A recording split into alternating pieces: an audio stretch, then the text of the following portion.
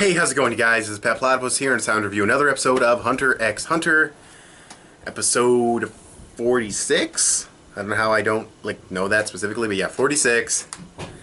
This is a pretty good episode of Hunter x Hunter. We get more of Gon and Killua and Leorio, which is good. Been gone for a few episodes, but mainly the first part's pretty simple. Hisoka is asking about the deal to work together, and Kurapika basically agrees. But Hisoka does also say that if this isn't going to be beneficial, then it's over. We're not going to be partners anymore. So it could end at any moment, but for now they are partnered together. They're going to meet there tomorrow. So that's good. Good progression. I like the idea of them teaming up. I think that's cool. I want to see where that goes. I think it's very interesting. The second part of the episode is informing Neon that peeps are dead. People at the auction are dead. Fucking the dude with Dio's voice is dead. And like this other dude, was there another dude that died? Oh yeah, and like the dude with the not eyebrows, the sideburns, and the one chick who can make people her slaves. They're dead. And she's just like worried about what she was going to get at the auction. But I don't want to call her like a bitch. She's probably just really oblivious. Maybe she just doesn't give a shit about human life. I have no idea. But it was definitely an interesting reaction. Also, a few things I want to point out.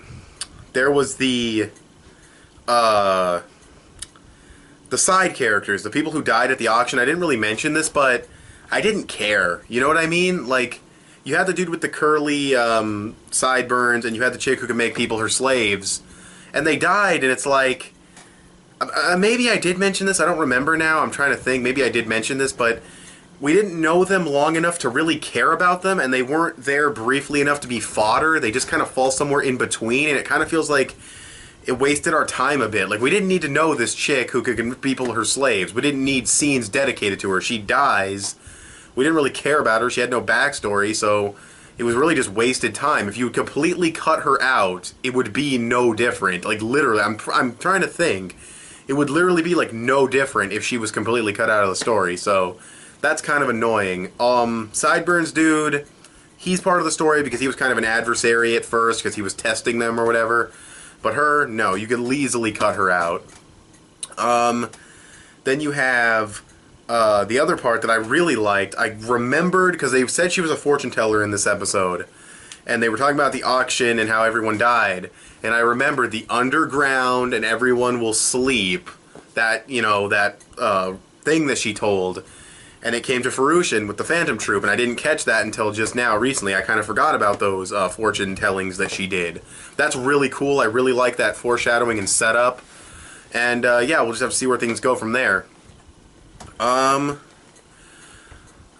Yeah, so that part, you know, informing her, and then Kurapika becomes the new leader. That's very cool. I like that. Uvojin finds out where they are, or different locations, because they look up, you find shit on the internet. You find everything in the world on the goddamn internet. But then they also realize that he can find them, so they're gonna move her to a new room, and Kurapika is gonna just chill there and wait for him to show up. Then we get Gon and Leorio, which is pretty much the meat of this episode, I guess you could say. What happens with this is they want to do the arm wrestling again. It doesn't work out. People are like, no, don't do it. He beat like 500 people and shit, which is just hilarious. These fucking shady looking motherfuckers come up like, hey, come to our organization, man. You make fucking 10 times that amount of money. And I'm thinking Leorio's gonna be gullible. This is gonna be bullshit. But no, they actually go there. It's an arm wrestling competition, which is really funny. This was like hilarious. Like, they go in, and it's like in a wrestling ring with a table, and you got these muscled up dudes just like so angry. And Killa was like, I can feel the bloodlust, and it's arm wrestling. It was classic. That was fucking funny as fuck. But it gets cut short by this freaky dude in like a thong. Didn't need to see that guy in my life, but there he is. You know, Hunter x Hunter does that a few times. You know, you see something, it's like, I didn't need to see that, but, yeah.